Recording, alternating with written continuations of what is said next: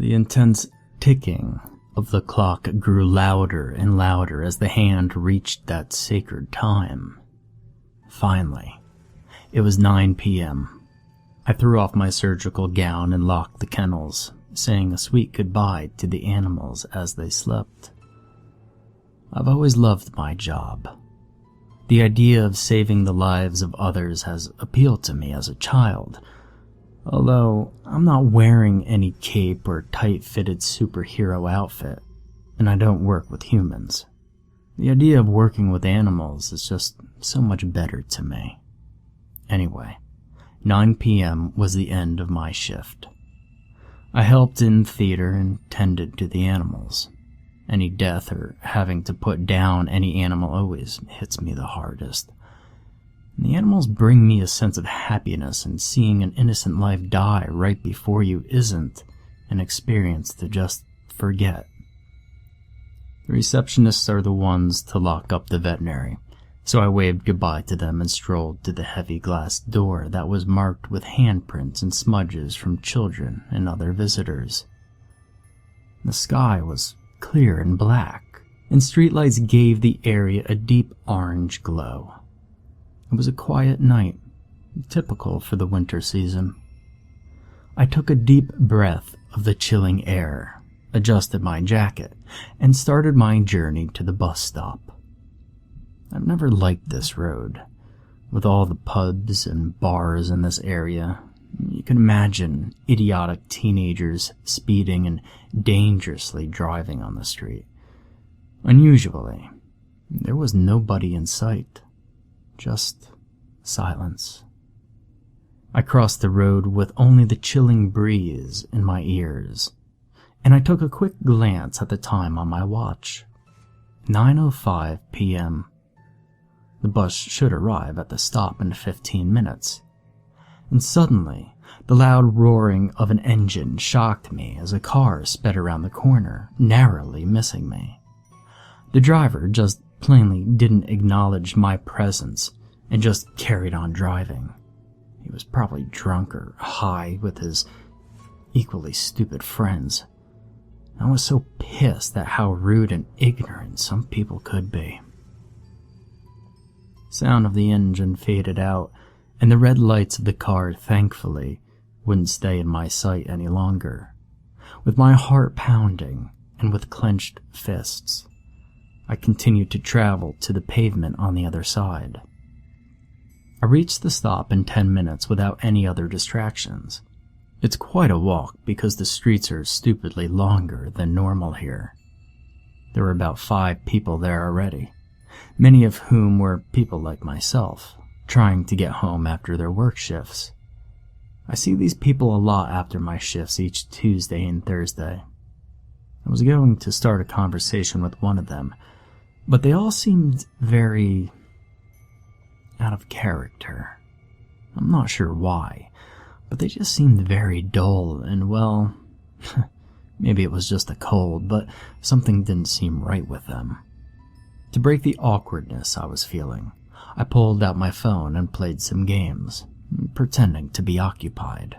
Finally, the bus slowly pulled up. The interior lights flickered and dimmed as the bus door opened with a surprisingly loud creak. This bus was old and worn down. The windows were plastic and scratched, and the engine rattled the entire thing with an unnerving sound. I had a brief feeling of dread as I patted my jacket, searching for my bus pass, which I eventually found sandwiched between my phone and my wallet in my left pocket. Everybody gathered in a line to get on the rickety old thing, and I was last in line. I approached the bus driver. His face was pale and full of white stubble.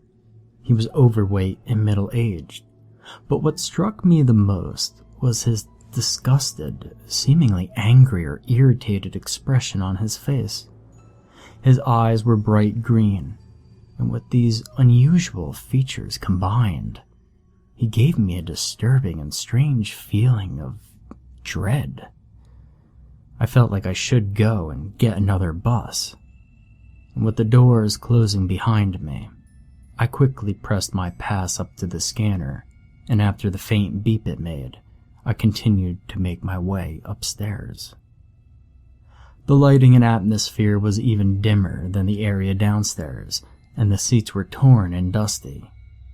There were about 10 people up here, 3 of which were at the same stop I was. Anyway, I sat down onto a seat and instantly brought out my phone again. The light from the screen was the warmest thing here. It felt reassuring. The bus pulled away from the stop. The windows rattled vigorously and woke a sleeping man up who sat across from me. I chuckled to myself at the sight of him wiping the dribble from his chin and then returned to look at my phone. The connection was weak on my phone, but I managed to look at some news stories that had cropped up today whilst I'd been at work. Nothing was of interest. The stories were mostly about the economy and politics. With my battery very low, and with the lack of entertainment, I shut my phone off and stared at the newly formed raindrops that were racing each other on the window pane. With the loud and terrible noise, the bus came to a sudden stop, which instantly made me jump in my seat. The entire bus seemed to shut down after this random occurrence. Its engine, its lights, everything. With no source of light other than a distant street lamp outside, I looked around and peered over my seat to see other people sat down, looking confused, like I was. Everybody was silent.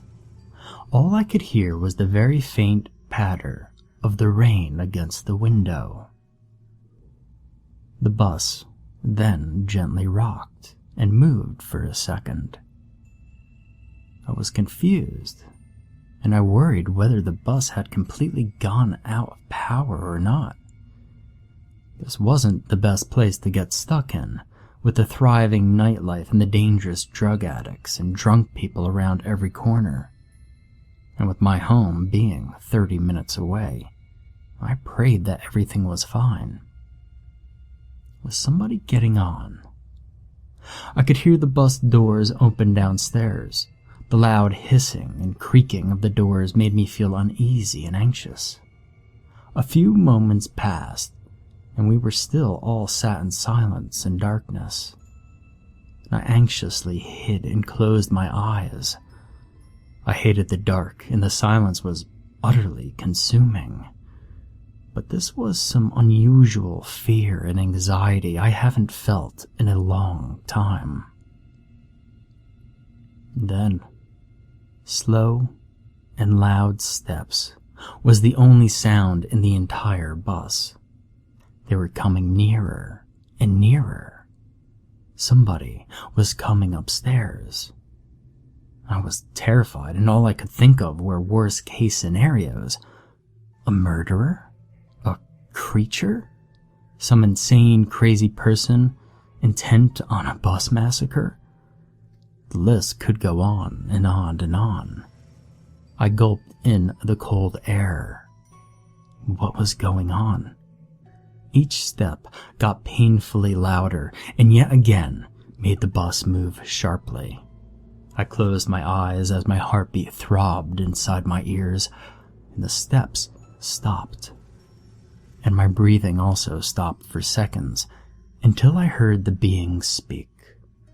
"Okay, people, there has been a slight complication," the person said. I looked up instantly to see the moody bus driver peering over all of us with his pale and fat face. I could feel a wave of relief upon me, even though this guy did creep me out. He spoke in a low and grumbling voice, typical old person would have. "We cannot pass down here. There has been some issues that authorities have to deal with down this route. We will have to turn around and take a slight detour." He mumbled. Nobody said anything. Something wasn't right. The driver's face seemed concerned and sympathetic, and at first, I thought it was the police dealing with a pub fight, or maybe a water main had burst and flooded the road. He was blocking the large window at the front with his rotund and large size, so I couldn't see anything in front of us. I tried looking over my seat to see anything, but I couldn't. And curiosity got the best of me, and I decided to ask him for the truth. "Hey," I said, breaking the awkward silence. "Do you know what's happened?" He completely ignored me and carried on speaking. "Does anybody want to contact home? There will be an extra 20 minutes added to the journey." I slumped back into my chair and joined the silence. He exhaled deeply and then returned to make his journey back downstairs. I looked around at people. They weren't interested about what was going on and continued to either fall asleep or text on their phones. I wanted to know what was going on, so I rose up from my seat and made my way to the front. Condensation covered the entire window. I couldn't see anything. I could see lights. Blue lights. Before I wiped the window to see what was going on, in the corner of my eye I saw movement outside from one of the other windows. I paced over and looked out. It was the bus driver. He was talking to a police officer. The matter seemed quite serious, judging by the police officer's expressions and body language. I stumbled over some seats to return to the large front window. I wiped the cold glass with my sweaty hand. The cold water streamed down my wrist and rested on the sleeve of my jacket. Blue lights from police cars and an ambulance on the road in front seemed to light up the entire upper level of the bus. I flinched at the brightness but regained my senses to analyze the scene. My breath kept on fogging up the glass, and it was hard to fully see what was going on. I could obviously see the group of emergency vehicles, but it was hard to determine what had happened.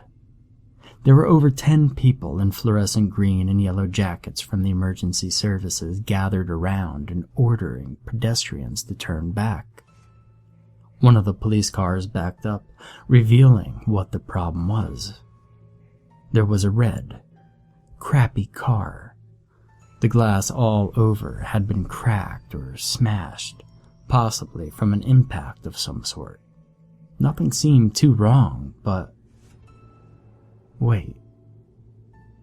Haven't I seen that car before? It couldn't have been... Could it?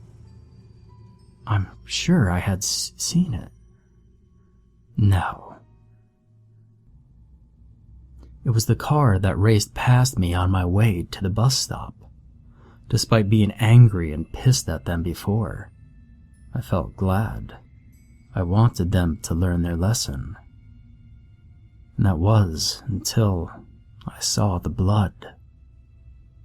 There was blood streaming from the top of the driver's door of the car. I panicked when I saw it. I didn't see it at first because the colors blended in with the car. I searched around for anybody near the ambulance. I searched around for another passenger of the car, but there was no sign of them.